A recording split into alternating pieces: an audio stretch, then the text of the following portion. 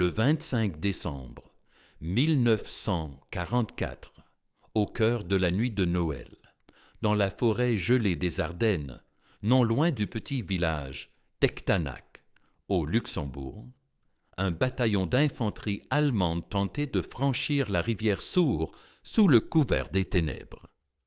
Les soldats avaient en fait toutes les raisons de se montrer rassurés. Une tempête hivernale, impitoyable, avait cloué au sol les avions alliés et rendu quasi impossible l'observation pour l'artillerie. La neige tombait drue à travers les branches. Le mercure était descendu bien en dessous de zéro. Un brouillard épais enveloppait la vallée fluviale. Les hommes avançaient en silence, disciplinés, armes au poing, persuadés d'être invisibles dans l'obscurité. Soudain, les canons américains entrèrent en action. Ce qui suivit dépassait tout ce que ces vétérans avaient connu. Les obus n'explosèrent pas au sol, en projetant leurs éclats comme l'avait toujours fait l'artillerie depuis les débuts de la guerre.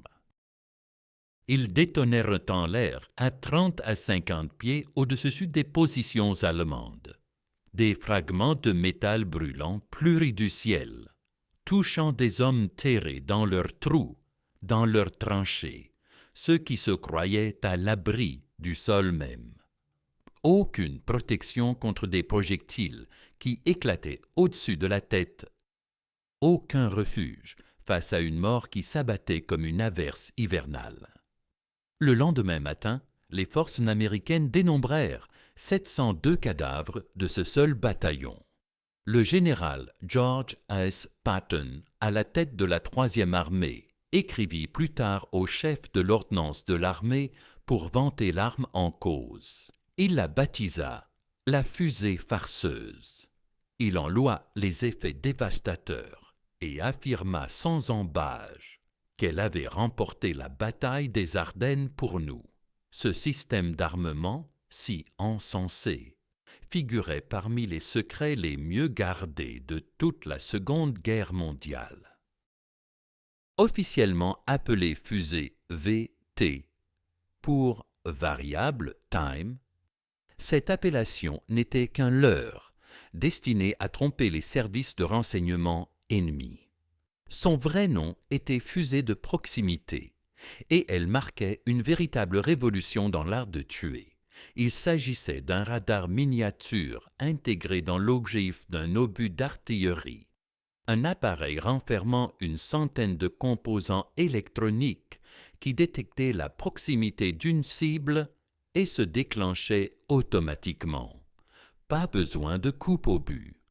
Un éclat proche suffisait à être mortel. Plus de 22 millions de fusées de proximité furent produites durant le conflit, pour un coût supérieur à $1 milliard, l'équivalent d'environ 15 milliards en monnaie actuelle. L'effort industriel mobilisa 87 entreprises, 110 usines et plus de 2000 fournisseurs. Près de 3% de tous les physiciens américains participèrent à un aspect ou un autre du projet.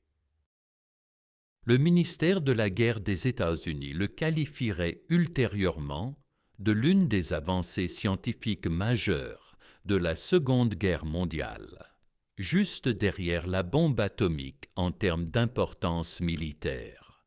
L'amiral Lewis Strauss le rangea parmi les rares innovations sur lesquelles la victoire avait en grande partie reposé. Le secrétaire à la marine James Forrest Hall déclara que sans la protection offerte par ce dispositif ingénieux aux navires de surface de la flotte, l'avance vers l'ouest n'aurait pas été si rapide, et les pertes en vie et en bâtiments auraient été bien plus lourdes. Voici l'histoire d'une petite équipe de scientifiques américains qui résolurent un problème d'ingénierie jugé insoluble par la plupart des experts. Comment ils concepirent un radar complet assez compact pour tenir dans un obus et assez robuste pour résister à des contraintes qui auraient dû anéantir tout équipement électronique. Comment ils maintinrent leur invention secrète face à l'ennemi pendant des années, alors qu'elle fauchait des milliers de vies? Et comment cette arme, quasi oubliée aujourd'hui par le grand public, a profondément transformé la guerre moderne? Avant l'invention de la fusée de proximité, abattre un avion par la défense anti-aérienne relevait d'une vaine loterie mathématique. La tâche était d'une difficulté extrême. Le tireur devait soit toucher directement une cible minuscule filant à 300 miles par heure dans l'espace tridimensionnel, soit recourir à des fusées mécaniques à temps réglé pour exploser à une altitude estimée. Cette méthode exigeait une évaluation parfaite de la distance, un calcul précis de la vitesse et de la trajectoire de l'appareil, et un timing impeccable que les conditions du champ de bataille refusaient presque toujours. Pendant le Blitz de Londres, en 1940, les batteries anti-aériennes britanniques tiraient environ 20 000 obus pour chaque avion allemand abattu. Certains chiffres montaient encore plus haut. Les probabilités de la défense anti-aérienne classique étaient impitoyables. Contre les navires, les équations étaient tout aussi sombres. Les pilotes kamikazes japonais apprirent qu'ils pouvaient plonger à travers les barrages de tir avec de bonnes chances d'atteindre leur but. Les chances penchaient pour l'assaillant. Les obus équipés de fusées à temps mécanique devaient exploser au moment et à l'endroit exact. Un réglage d'altitude légèrement erroné, et l'obus éclatait inoffensivement au-dessus ou en dessous de l'avion visé. Si l'estimation de la portée était fausse, ne serait-ce que de peu, l'obus explosait trop tôt ou trop tard. Le pilote attaquant n'avait qu'à tenir bon le temps de son piqué. Face à un adversaire résolu, prêt à se sacrifier, la défense anti-aérienne classique montrait ses limites. L'idée d'une fusée de proximité, un appareil capable de détecter la proximité d'une cible et de s'enclencher sans intervention humaine, était venue à plusieurs concepteurs d'armes dans divers pays dès la fin des années 1930. En Grande-Bretagne, le physicien William Butin, de l'établissement expérimental de défense aérienne, avait officiellement proposé 2 types de fusées à base radio le 30 octobre 1939, peu après le début de la guerre en Europe. En mai 1940, avec Edward Chia et Amherst Thompson, il avait affiné le projet et soumis une proposition commune aux autorités britanniques de défense aérienne. Leur idée reposait sur l'effet Doppler, ce phénomène qui modifie le ton d'une sirène d'ambulance au passage. La fusée émettait en continu des ondes radio à haute fréquence. À l'approche de la cible, les ondes réfléchies généraient un signal de fréquence, battement détectable. Dès que ce signal atteignait un seuil suffisant, signe d'une proximité adéquate, la fusée déclenchait l'explosion. En juin 1940, les chercheurs britanniques avaient réalisé des prototypes fonctionnels et les avaient testés avec succès sur des cibles portées par ballon, lancées par fusée au-dessus des eaux côtières du pays de Galles. Mais les Britanniques butaient sur un obstacle majeur, en apparence insurmontable. Leurs prototypes marchèrent dans des fusées soumises à des accélérations modérées, autour de 100 fois la gravité à l'FHU. Un obus anti-aérien standard de 5 pouces tiré d'un canon naval, c'était une autre paire de manches. Il subissait instantanément 20 000 fois la gravité en accélérant hors du tube. Il tournait à environ 30 000 tours par minute. Chaque tube avide de la fusée, chaque fil, chaque soudure, chaque composant électronique fragile devait résister à une multiplication par 20 000 de leur poids. Un tube de 3 grammes équivalait momentanément à 140 livres. Les enveloppes de verre menaçaient de se briser. Les filaments de tungstène, fins comme un cheveu, risquèrent de rompre. Les électrodes délicates pouvaient s'effondrer. Jamais on n'avait conçu d'électronique capable d'endurer pareille brutalité. La plupart des ingénieurs la tenaient pour impossible. Les Britanniques, sans ressources suffisantes, ne purent vaincre cet écueil. Ils luttaient pour leur survie, bombardés par les Allemands et menacés d'invasion de l'autre côté de la Manche. Ils requéraient la puissance industrielle américaine. Ils avaient besoin du savoir-faire scientifique des États-Unis. Et tout de suite. En septembre 1940, s'opéra l'un des transferts technologiques les plus décisifs de l'histoire militaire. Une mission technique britannique, dirigée par Sir Henry Tizard, débarqua aux États-Unis avec une petite boîte métallique noire. Ce modeste récipient abritait les secrets militaires les mieux gardés de la Grande-Bretagne. Il renfermait le magnétron à cavité qui allait transformer la technologie radar, les plans détaillés pour les moteurs à réaction et une documentation exhaustive sur la fusée de proximité. La délégation comptait le professeur John Cockcroft, futur lauréat du Nobel de physique pour la fission du noyau atomique, le 19 septembre 1940. Cockcroft rencontra le docteur Merle Anthony Tuve à la Carnegie Institution de Washington et lui exposa intégralement les travaux britanniques sur la fusée de proximité. Tuve était l'homme idéal pour la suite. Né le 27 juin 1901 à Canton, dans le Dakota du Sud, d'ascendance norvégienne immigrée. Son ami d'enfance, Ernest Lawrence, obtiendrait le Nobel pour l'invention du cyclotron. Tuve avait déjà posé des jalons majeurs en physique. En 1925, avec Gregory Bright, il avait mesuré l'ionosphère par ondes radiopulsées, posant les bases théoriques du radar. En 1933, il avait prouvé l'existence du neutron. Il avait évalué les forces de liaison dans les noyaux atomiques. Tuve alliait expertise physique de premier plan à un style de management impitoyable, émaillé de jurons, obsédé par les délais, qui galvaniserait son équipe pour réaliser l'impossible aux yeux des experts. Moins d'un mois avant la visite de Cockcroft, la section T du nouveau Comité national de recherche pour la défense avait vu le jour le 17 août 1940.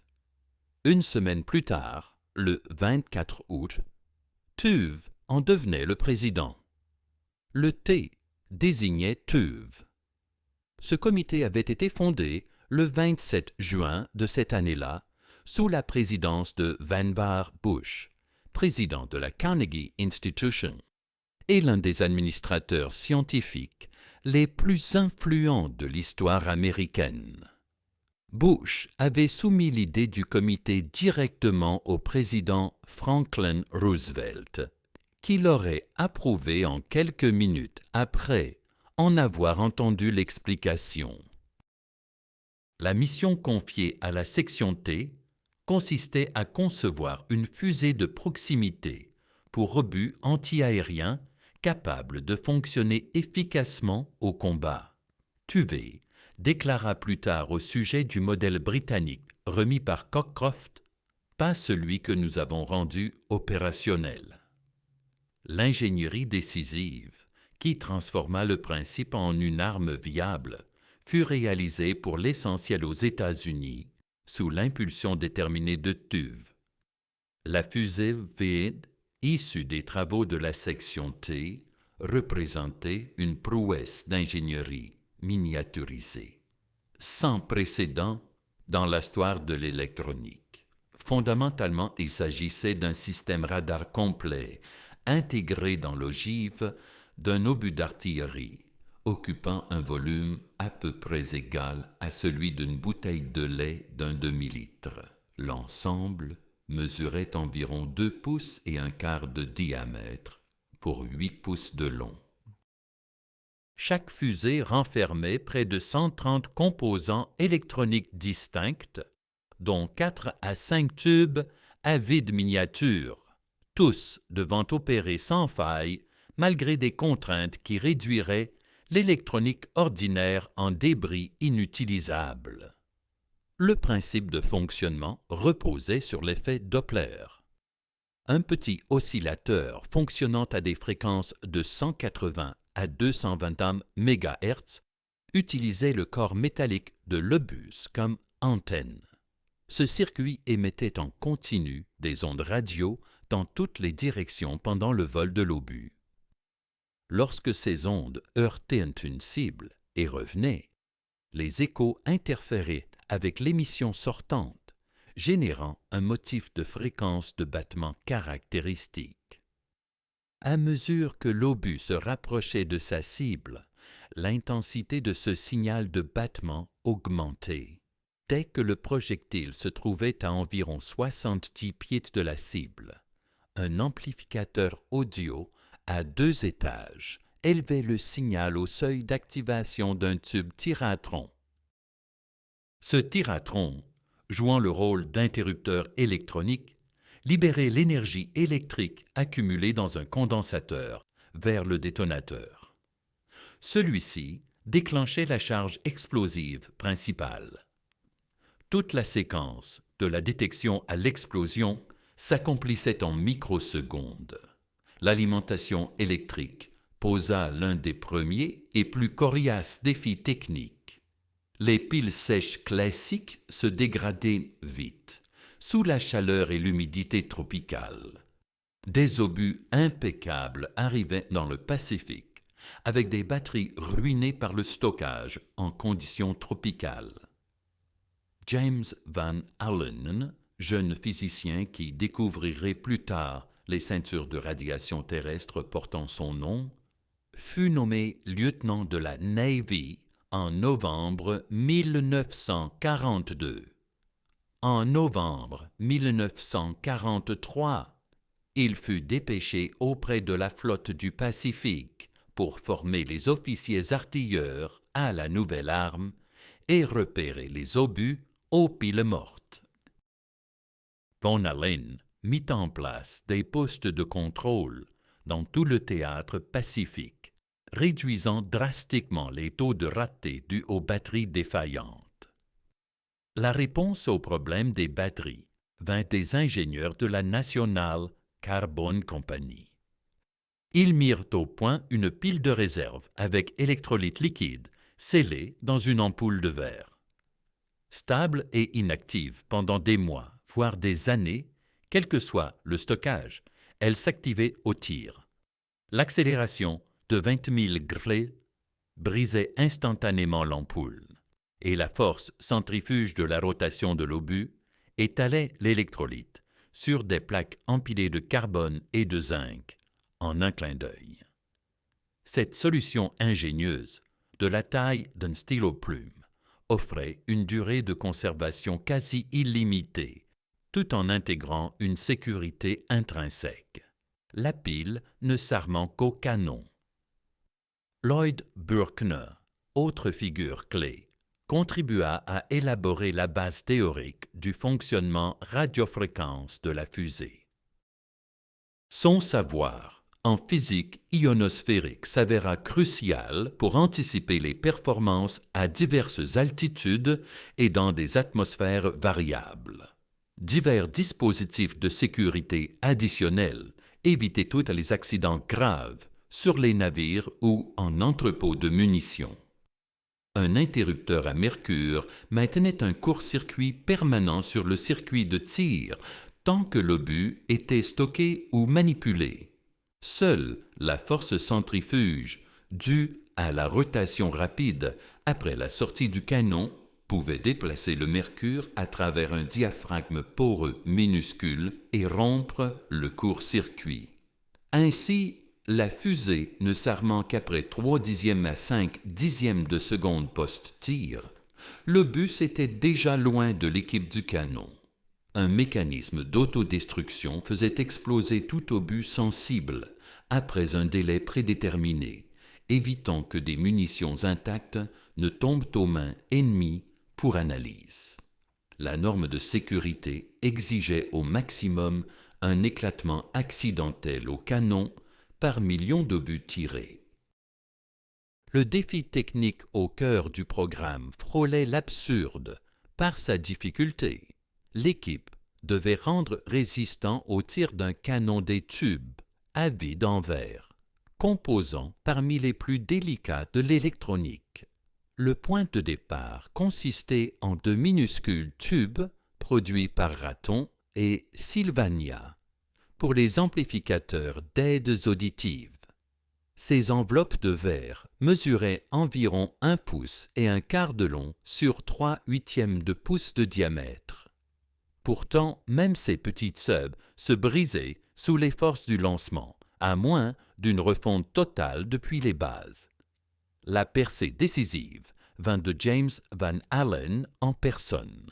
Il inventa ce que les ingénieurs surnommèrent le ressort piège à souris. Un simple ressort en spirale, doté d'une protubérance en V, qui exerçait une tension et une position constante sur le fin filament de tungstène à l'intérieur de chaque tube.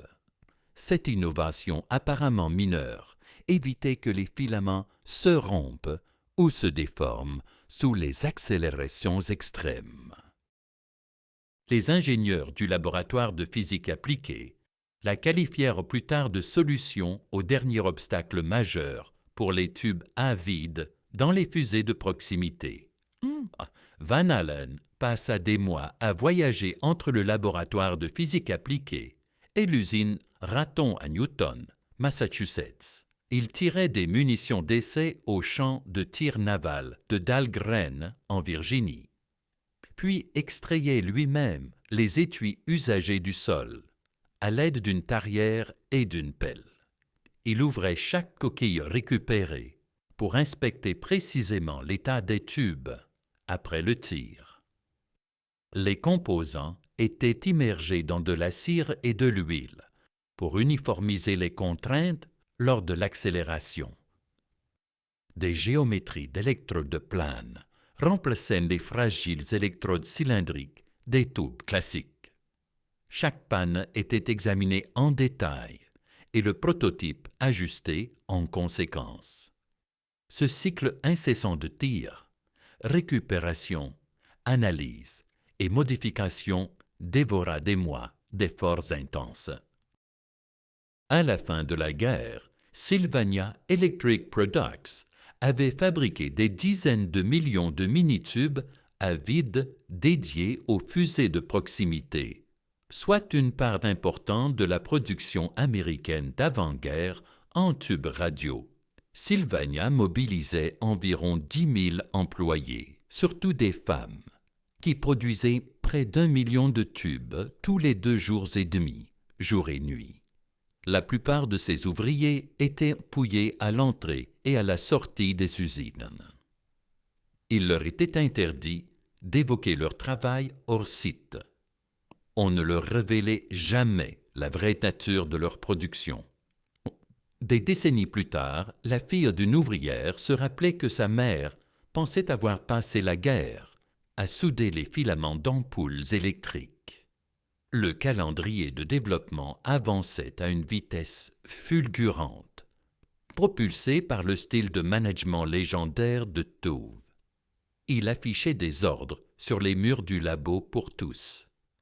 L'un disait « Je ne veux pas qu'un idiot fasse des économies dans ce laboratoire. Je veux seulement qu'il gagne du temps.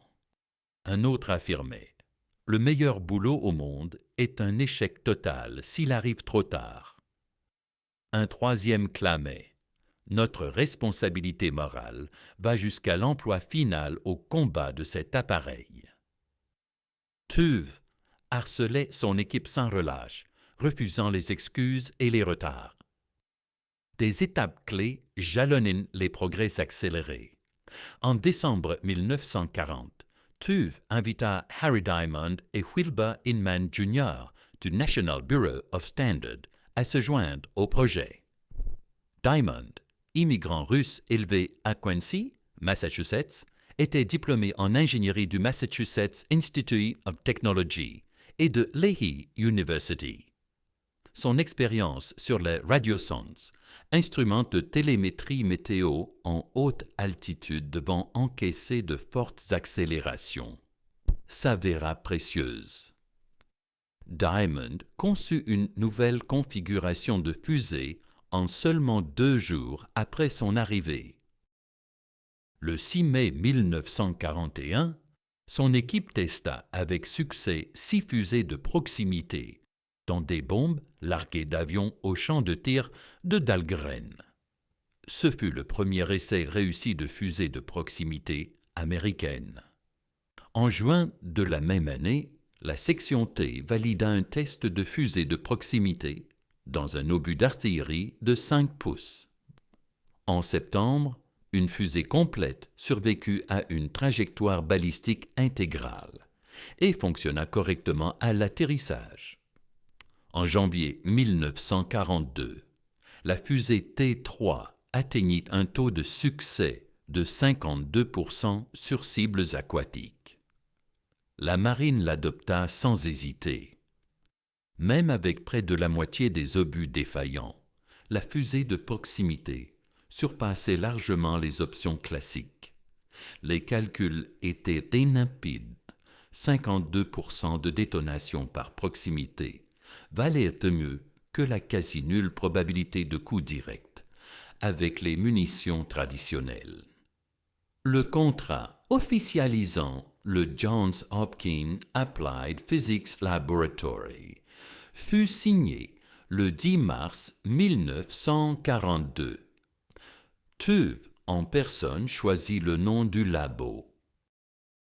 Les activités démarrèrent au printemps 1942 dans un ancien garage de voitures d'occasion au 8621 Georgia Avenue à Silver Spring, Maryland. L'effectif passa d'environ 100 personnes au départ à près de 700 en 1944. La preuve définitive du concept arriva le 12 août 1942. Le croiseur léger USS Cleveland a réalisé des essais de tir réels contre des avions drone radiocommandés dans la baie de Chesapeake. La marine avait fourni 3 cibles drones et prévu 2 journées complètes de tests. Le premier drone a été abattu en une dizaine de coups de munitions à fusée de proximité. Le second a été pulvérisé presque sur le champ. Le troisième n'a tenu que quelques secondes de plus avant de se désintégrer. La marine a annulé le reste du programme sur 2 jours. Seulement 3 drones cibles avaient été détruits en 4 salves.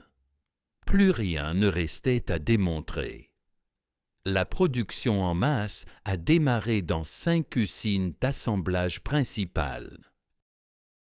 Crossley Corporation, RCA, Eastman Kodak, General Electric et McQuay Norris ont été les principaux sous-traitants. Au total, 87 entreprises ont géré 110 usines, soutenues par plus de 2000 fournisseurs et sous-traitants à travers le pays. Le coût unitaire de la fusée est passé de 732 $ début 1942 à seulement 18 $ fin 1945, soit une baisse de plus de 97%.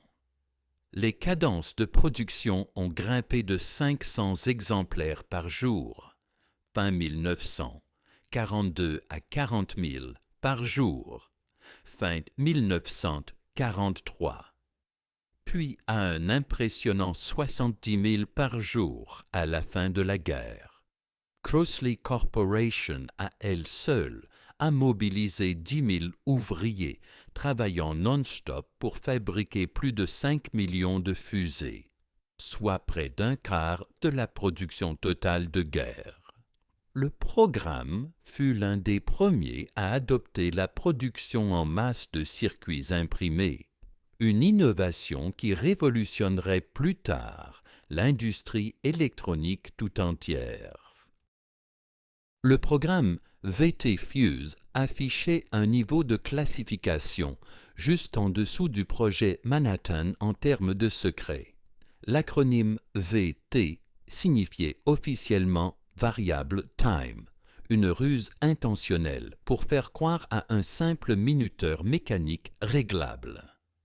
L'armée utilisait le code distinct PPOZIT. Les marins qui observaient les effets en combat l'appelaient simplement la fusée marrante, sans jamais en percer le fonctionnement. Ces mesures de secret découlaient d'une crainte précise et justifiée. Si l'ennemi récupérait une fusée intacte et la disséquait avec succès, l'avantage allié s'évaporerait. Pire, la technologie pourrait se retourner contre les forces alliées. Les Britanniques avaient déjà prouvé cette faille en démontant une mine magnétique allemande échouée sur leur plage au début de la guerre. Sur cette base, les chefs d'état-major alliés ont imposé des règles strictes pour l'emploi de la fusée de proximité. Jusqu'à fin 1944, elle n'était autorisée que pour la défense antiaérienne navale en haute mer, où les obus non explosés coulaient au fond de l'océan, hors de portée. Le Japon fut choisi en premier pour son déploiement au combat car, parmi les trois puissances de l'Axe, il pensait pour le moins apte à inverser l'ingénierie d'une telle électronique avancée, même avec un échantillon. L'Allemagne, avec son socle scientifique et industriel supérieur, représentait la menace suprême. La compartimentation des savoirs était exceptionnelle, même pour les normes de guerre. Les fabricants de composants ignoraient les autres pièces produites ailleurs. Les assembleurs ne connaissaient que leur tâche précise.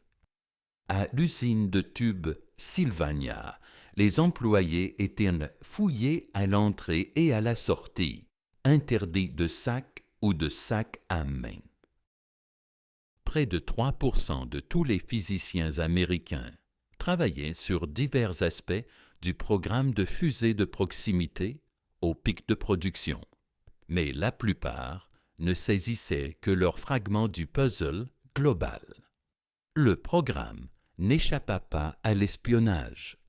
En décembre 1944, Julius Rosenberg, inspecteur qualité pour le Signal Corps de l'armée américaine à l'usine Emerson Radio à New York, vola une fusée de proximité et la transmit au service soviétique. Rosenberg, exécuté plus tard pour espionnage atomique, avait reconstruit un exemplaire à partir de pièces de rechange jetées et l'avait exfiltré. Les Soviétiques accédèrent ainsi à la technologie par vol, plutôt que par récupération au combat. Ce larcin resta inconnu des autorités américaines jusqu'après la guerre. Le 5 janvier 1943, la fusée de proximité fit sa première victime au combat.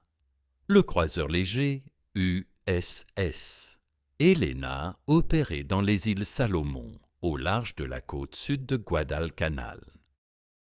De retour d'un bombardement sur l'aérodrome japonais de Munda, à New Georgia, la formation de croiseurs fut assaillie par des bombardiers en piqué nippon. Au début des attaques ennemies, les servantes de bord de l'Helena ouvrirent le feu avec des obus de 5 pouces, dont certains équipent des nouvelles fusées de proximité. le lieutenant Red Cochrane, chef de la batterie arrière de 5 pouces, signa la première victoire confirmée par munitions à fusée de proximité dans l'histoire navale. En 2 à 3 salves, un bombardier en piqué japonais explosa en vol. L'obus n'avait pas fait d'impact direct. Il s'était approché suffisamment pour que la fusée détecte la cible et déclenche l'explosion. L'averse d'éclats à haute vitesse qui s'ensuivit désintégra complètement l'avion. Un second appareil fut anéanti peu après par le même procédé. Le commandant William Deck Parsons, officier de l'ordnance de la marine, qui avait lui-même convoyé les premiers 5000 obus à fusée de proximité depuis New Caledonia jusqu'à la zone de combat en novembre 1942, se trouvait ce jour-là à bord du Helena. Il assista à la confirmation de longues années de recherches et développement. Parsons acquérait plus tard une renommée historique encore plus grande en tant qu'officier ayant armé la bombe atomique Little Boy à bord du B-29 Enola Gay lors de la mission sur Hiroshima. Les résultats statistiques de l'emploi des fusées de proximité furent spectaculaires et instantanés. En 1943, les canons navals américains tirèrent plus de 36 000 obus anti-chars. Seulement environ 25% de ces munitions étaient équipées de fusées de proximité, mais cette part en abattit 51% de tous les avions japonais détruits par la DCA navale. Cette année-là, les obus à fusée de proximité se révélaient près de 300% plus efficaces que les munitions classiques. Les taux de destruction en combat nocturne bonda de 370%. Une analyse ultérieure des données de combat contre les attaques kamikazes montra que les canons de 5 pouces dotés de fusées de proximité nécessitaient environ 200 coups pour abattre un appareil kamikaze. Les mêmes canons, avec des fusées mécaniques à temps, en requéraient autour de 1000 par victoire. La fusée de proximité offrait ainsi un avantage d'efficacité de 5 contre 1. Cette arme s'avéra décisive dans les grandes batailles navales de la guerre du Pacifique. Lors de la bataille de la mer des Philippines, en juin 1944, affrontement baptisé le Grand Tir aux Dindes des Mariannes, les groupes de porte-avions américains mirent en œuvre une défense en couche, mêlant intercepteurs de chasse et batteries antiaériennes, des navires de surface tirant des obus à fusée de proximité. L'aviation navale japonaise fut ainsi rayée comme force combattante en 2 jours de combat. Plus de 500 avions ennemis furent perdus. James Van Allen, en personne, se trouvait à bord du cuirassé USS Washington durant cette bataille. Il observa de ses yeux une fusée de proximité exploser un avion kamikaze à plusieurs centaines de yards du navire lors d'Okinawa au printemps 1945. La fusée de proximité affronta son épreuve suprême face aux assauts massifs de kamikazes. Les Japonais lancèrent 10 offensives kamikazes coordonnées majeures contre les forces navales américaines entre avril et juillet de cette année-là, engageant près de 2000 appareils en mission suicide. Les pertes américaines restèrent lourdes malgré l'avantage des fusées svétées, avec 30 navires coulés et plus de 300 endommagés. Mais sans ces fusées, le massacre aurait été bien pire. Le 11 mai de cette année, les destroyers USS Hadley et USS Evans opéraient à la station de piquet radar 15, l'une des missions les plus périlleuses de la guerre navale.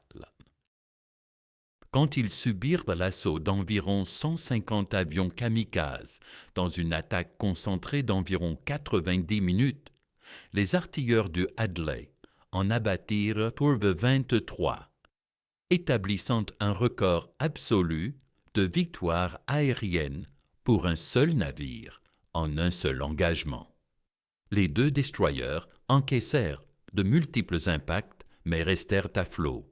L'amiral Harlegs Burke déclara plus tard que toute la munition de 5 pouces de ces navires était équipée de fusées VT et que celles-ci avaient abattu des dizaines d'avions ennemis.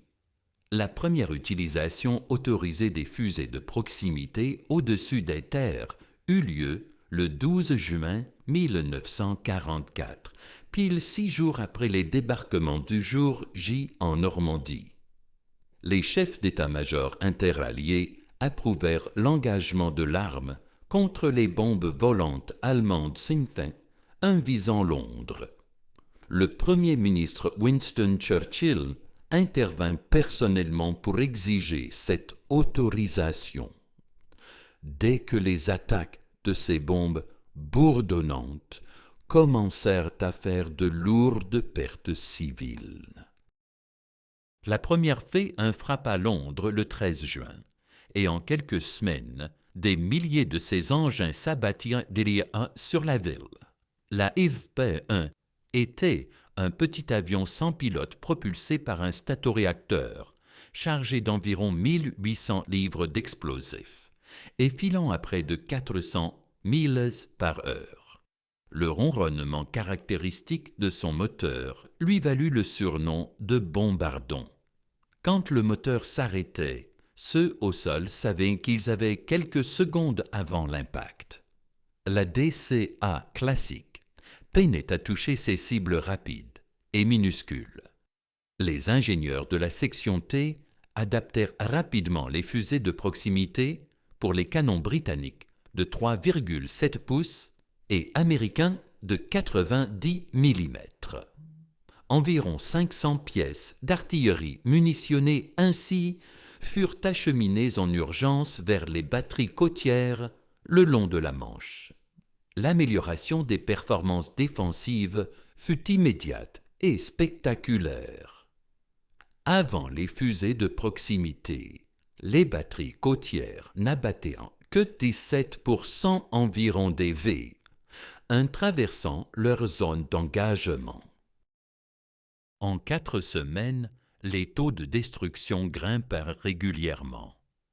24% la première semaine, 46% la deuxième, 67% la troisième et 79% la quatrième.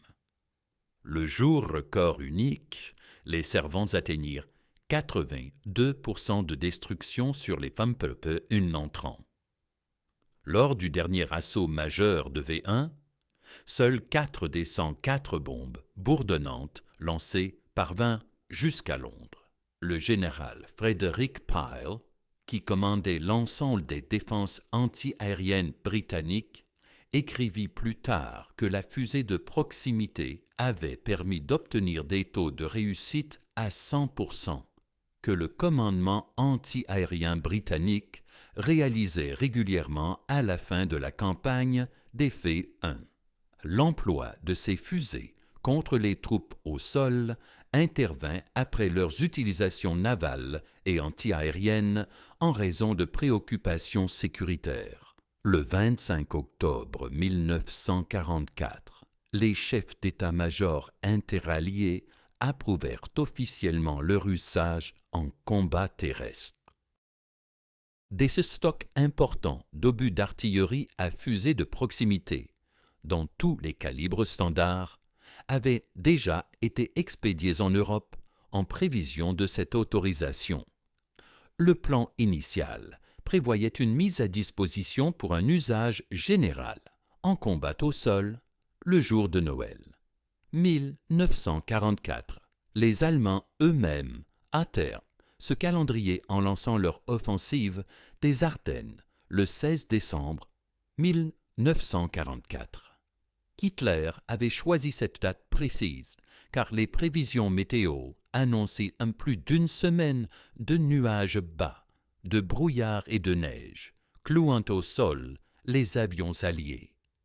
La Wehrmacht estimait que ces conditions annuleraient la supériorité aérienne alliée et permettraient aux colonnes blindées allemandes d'atteindre les franchissements de la rivière Meuse avant que les forces américaines ne puissent réagir. Ce que les Allemands n'avaient même pas prévu, c'est que les mêmes conditions météo qui immobilisaient les appareils n'affectaient en rien l'artillerie américaine équipée de la fusée de proximité. Cette fusée n'avait besoin d'aucun observateur. Elle ne requérait pas de ciel dégagé. Elle opérait à la perfection dans le brouillard, la neige ou l'obscurité. Le colonel George Axelson, commandant du 406e Artillery Group, prit une décision non autorisée, quelques heures seulement après le début de l'attaque allemande, un choix qui modifia peut-être l'issue de la bataille. Son unité venait de recevoir des livraisons d'obus à fusée de proximité, mais le général Eisenhower n'avait pas encore accordé la permission formelle pour leur déploiement par l'artillerie de campagne. Face à l'assaut allemand massif sur le 38e Cavalry Squadron à Monau, Axelson estima que l'urgence tactique primait sur les restrictions sécuritaires. Il ordonna à ses batteries de tirer les nouveaux munitions. L'attaque allemande à Monschau s'effondra. 3 jours plus tard, le 19 décembre, le général Eisenhower demanda officiellement au chef d'état-major interallié l'autorisation d'un usage immédiat et sans restriction des fusées de proximité par les unités d'artillerie de campagne. L'accord arriva en environ 2 jours. Le 21 décembre, toutes les restrictions de déploiement étaient levées, près de 2 semaines avant l'échéance prévue pour Noël. Plus de 200 000 obus d'artillerie à fusées de proximité furent tirés durant la bataille des Ardennes. Leur impact sur les forces terrestres allemandes différait radicalement de tout ce qui avait été vu dans l'histoire de la guerre au sol.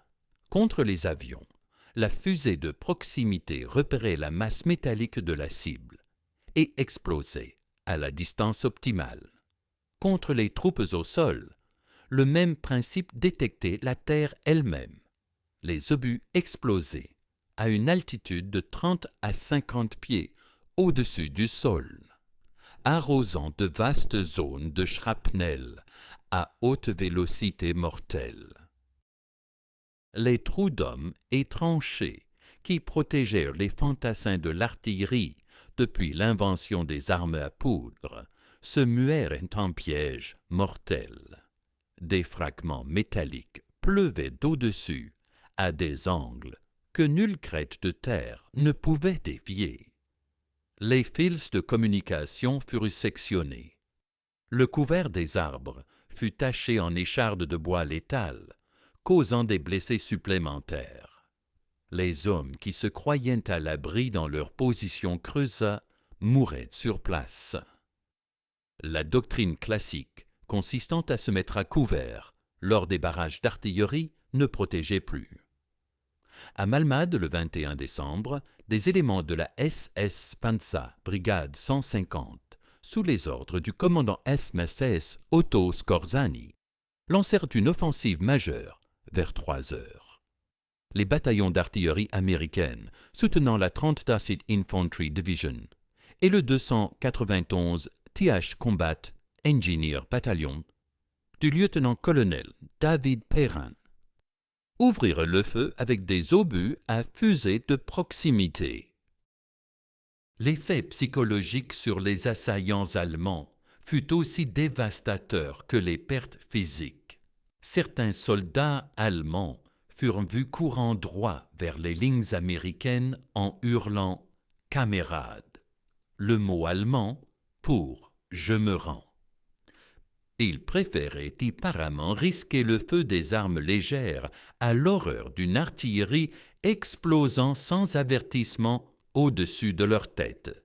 Les batteries américaines tirèrent environ 3000 obus durant cet affrontement.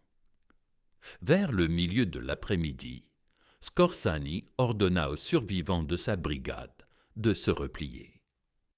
La fusée de proximité infligea des pertes terribles aux forces allemandes tout au long de la campagne des Ardennes.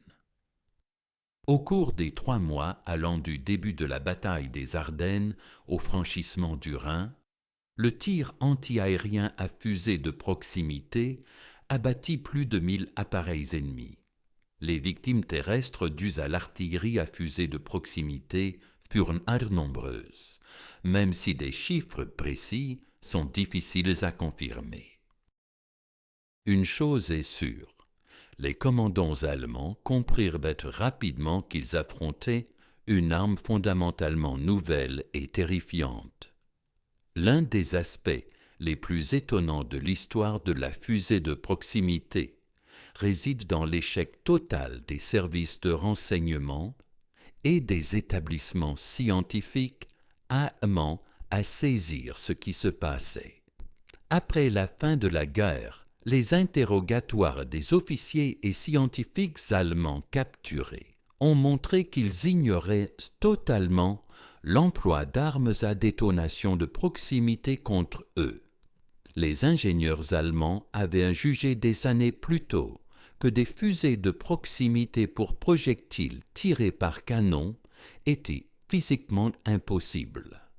Les forces d'accélération étaient tout simplement trop intenses pour que des composants électroniques y résistent. Cette conviction antérieure a empêché les analystes allemands de percevoir les preuves, même quand celles-ci leur tombaient littéralement entre les mains.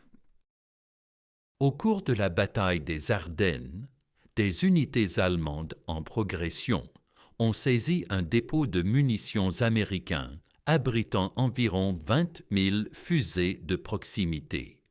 C'était exactement le cauchemar sécuritaire qui avait justifié des années de restrictions limitant leur usage à des tirs au-delà des eaux territoriales. La réaction américaine a été immédiate. Des chercheurs du laboratoire de radio de Harvard, dirigé par Winfield Salisbury, avaient déjà mis au point des brouilleurs de fréquences radio aptes à faire exploser prématurément les fusées de proximité à des distances allant jusqu'à 4000 pieds. 200 de ces appareils ont été produits en urgence et montés sur des bombardiers américains basés en Angleterre. Par simple mesure de précaution, mais cette prudence s'est révélée superflue. Les ingénieurs allemands ont examiné les fusées capturées sans en identifier la véritable nature. Leur certitude préalable que de tels dispositifs étaient impossibles les a empêchés de voir ce qu'ils tenaient entre leurs mains.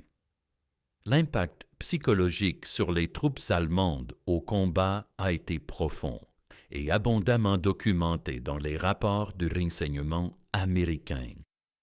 Les soldats allemands ont commencé à refuser d'obéir aux ordres de quitter leurs abris et positions sous les bombardements d'artillerie. Les interrogateurs ont qualifié ce comportement de petite mutinerie, se propageant dans les unités de première ligne. Les prisonniers de guerre ont tous décrit un désarroi extrême dû à une artillerie qui tuait depuis des angles impossibles, surtout lors des affrontements nocturnes. Un officier allemand capturé a qualifié ces assauts de détonations rapides et puissantes contre lesquelles il n'existait aucune parade. Les officiers du renseignement américain ont observé que les commandants allemands offraient des récompenses importantes à tout soldat capable de récupérer une fusée intacte d'un obus défaillant. Désespérée de comprendre pourquoi l'artillerie américaine était devenue si anormalement mortelle, l'Allemagne avait pourtant été l'un des premiers pays à explorer la technologie des fusées de proximité, avec des travaux lancés au début des années 1930 chez des firmes comme Telefona et Reamal. Mais en 1940, Adolf Hitler a émis une directive dite Fairfield, ordonnant l'arrêt de tous les projets de recherche et développement militaire, incapables d'atteindre la production en 6 mois, destinés à concentrer les ressources sur des armes immédiatement utilisables. Cette décision a torpillé les programmes allemands les plus avancés sur les fusées de proximité, ainsi que les travaux sur le radar. La recherche allemande sur les fusées de proximité n'a repris qu'au début de 1944, laissant un vide fatal de 4 ans. À la fin de la guerre, l'industrie allemande disposait de plus de 30 prototypes différents en cours chez diverses entreprises. Mais l'effort restait désespérément dispersé, sans coordination centrale. La production en série était prévue pour mars 1945. Les forces terrestres alliées ont submergé les usines avant que le premier exemplaire ne sorte. L'expérience japonaise a suivi un schéma similaire d'incompréhension. Les pilotes navals japonais et les servants de la DCA ont noté l'efficacité surnaturelle du tir américain depuis les navires, avec des obus explosant sans contact apparent et déchiquetant les avions par des éclats de tir proches. Mais le renseignement technique japonais n'a jamais identifié le principe. Tard dans le conflit, les forces japonaises ont découvert par hasard un moyen partiel de contournement en transformant des biplans d'entraînement en bois et toile, en plateforme kamikaze. La fusée de proximité dépendait des ondes radio réfléchies par les surfaces métalliques. Les appareils en bois offraient des échos radars bien plus faibles, et les fusées retiennent souvent leur déclenchement. Cette trouvaille fortuite a procuré une certaine protection, mais trop tardive et jamais exploitée de façon systématique. Dr. Miltuve est resté la figure centrale du programme tout du long. Il a reçu la médaille du mérite du président Harry Truman en 1946 et a été nommé commandant honoraire de l'Ordre de l'Empire britannique en 1948 pour ses apports à la victoire alliée.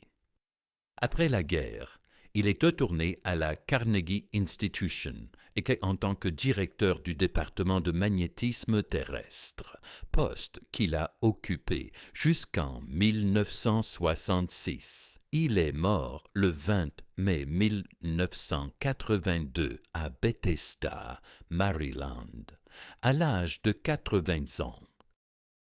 James Van Allen a acquis une célébrité publique bien plus grande pour ses travaux d'après-guerre que pour ses contributions durant le conflit. La technique de miniaturisation qu'il avait élaborée pour les tubes à bois vides des fusées de proximité ont directement permis la conception des instruments qu'il a mis au point pour le satellite Explorer 1 en 1958, aboutissant à la découverte des ceintures de radiation entourant la Terre qui portent désormais son nom. Il a reçu 4 étoiles de combat de la Navy pour son service dans le Pacifique pendant la guerre. Sa femme, Abigail Fitian Olsey, avait exercé comme mathématicienne au laboratoire de physique appliquée pendant la guerre. Ils s'étaient rencontrés grâce au programme du détonateur de proximité et s'étaient mariés le 13 octobre 1945. Harry Diamond est mort subitement le 21 juin 1948, à seulement 48 ans, avant que l'importance historique complète de ses apports ne soit pleinement reconnue. Il œuvrait encore activement sur des projets d'électronique avancés au moment de son décès. L'armée américaine a baptisé un vaste complexe de laboratoires en son honneur. Les Harry Diamond Laboratories ont fini par fusionner avec l'Army Research Laboratory en 1992. L'Institute of Electrical and Electronics Engineers a créé le Harry Diamond Memorial Award pour récompenser les avancées en technologie des détonateurs et en électronique miniaturisée. Le détonateur de proximité a été dévoilé au public peu après la capitulation japonaise. Le 20 septembre 1945, l'Applied Physics Laboratory a diffusé des informations sur cette arme pour publication. Des sociétés de actualité comme Pite, Universal, Movietone, Paramount et News of the Day ont réalisé des films documentaires présentant cette arme secrète au public américain. Pour la première fois, les citoyens découvraient un programme à milliards de dollars qui avait fonctionné dans leur propre communauté, mobilisant des dizaines de milliers de voisins sans qu'ils sachent ce qu'ils fabriquaient. Le détonateur VT a révolutionné la technologie militaire d'une manière qui perdure encore aujourd'hui. Le principe de détonation de proximité mis au point au laboratoire de physique appliqué équipe quasiment tous les missiles guidés modernes, des Sidewinder et Sparrow au Phoenix, Standard Missile et Patriot. À chaque interception d'une menace par un missile Patriot, c'est un descendant direct de la technologie née dans ce garage reconverti de Silver Spring, dans le Maryland. L'Applied Physics Laboratory est devenue une institution permanente. Désormais, c'est le plus grand centre de recherche affilié à une université aux États-Unis, avec un spectre d'activités allant des missiles guidés à la navigation par satellite et l'exploration spatiale profonde. Les travaux sur le détonateur de proximité ont directement conduit à son rôle d'après-guerre dans le développement du premier système de navigation par satellite, ancêtre des technologies GPS actuelles. Les techniques de miniaturisation pionnières pour le détonateur ont alimenté le développement de l'électronique post-guerre. Le programme fut l'une des premières applications de production en masse de circuits imprimés préfigurant la mutation qui allait transformer l'industrie électronique dans les décennies suivantes. Un détonateur de proximité en coupe est exposé en permanence au Stephen F. Udvar Hazy Center du Smithsonian National Air and Space Museum à Chantilly, en Virginie. Donné par James Van Allen et l'Université de l'Iowa en avril 1993. Il mesure 2 pouces, 1/4 de diamètre pour 8 pouces de long. À l'intérieur de ce petit cylindre métallique se trouvent 4 à 5 tubes, à vide, pas plus gros que des tailles-rayons, une pile de la taille d'un stylo plume et 130 composants électroniques. La plupart des visiteurs du musée passent 9 ans sans y prêter attention, ignorant qu'ils contemplent une arme qui a tué des milliers de soldats et de pilotes ennemis. Cet appareil modeste incarne l'une des réalisations d'ingénierie les plus décisives du XXe siècle. Le général Patton, inspectant les cadavres allemands près de la rivière Sauer, ce matin de décembre, saisissait parfaitement ce qu'il voyait.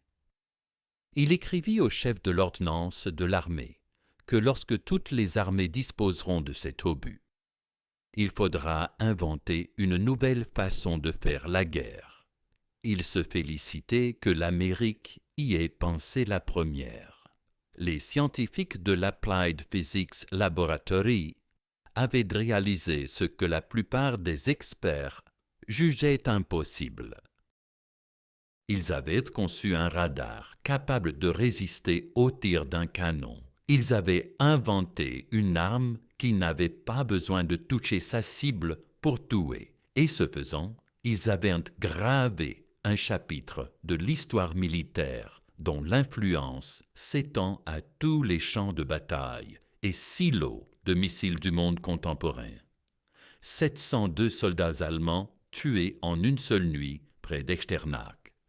23 avions kamikazes abattus par un destroyer en environ 90 minutes à Okinawa. 82% des bombes volantes furent descendues en une journée au-dessus de l'Angleterre. Ces chiffres racontent l'exploit d'ingénierie extraordinaire qui a réécrit les équations de la guerre. Le détonateur malin n'avait pas besoin d'un impact direct. Il suffisait qu'il s'approche. Et, proche, comme des milliers et des milliers de soldats et pilotes ennemis l'ont appris dans les dernières années du conflit, cela suffisait amplement.